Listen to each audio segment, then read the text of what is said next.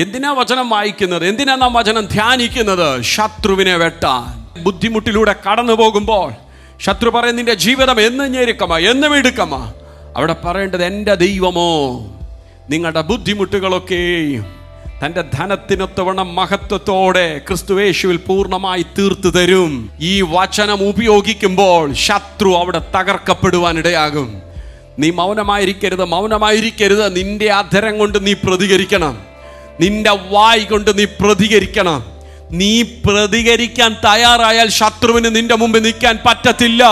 ആമേൻ. പൈശാചിക ആധിപത്യങ്ങൾ അമേരിക്കയിലെ, ഇംഗ്ലണ്ടിലെ അല്ലെങ്കിൽ മറ്റു രാജ്യങ്ങളിലെ എല്ലാം പേരുകൾക്ക് വ്യത്യാസമുണ്ടെങ്കിലും അവനൊറ്റ പൊതുവിലുള്ള സ്വഭാവം ഒന്നേ ഉള്ളൂ: ഭയം, സംശയം, പാപം ചെയ്യിപ്പിക്കുക. എന്നാൽ ഏത് ഭാഷയിലാണെങ്കിലും രക്ഷിക്കപ്പെട്ട ഒരു ദൈവ പൈതലിന് ഒറ്റ ഉദ്ദേശമേ ഉള്ളൂ: ഭയത്തിൽ കുടുങ്ങപ്പെട്ട് കിടക്കുന്നവനെ, പാപത്തിൽ കുടുങ്ങിക്കിടക്കുന്നവനെ യേശുവിൻ്റെ നാമത്തിൽ പൊക്കിയെടുക്കുക എന്നുള്ളത്.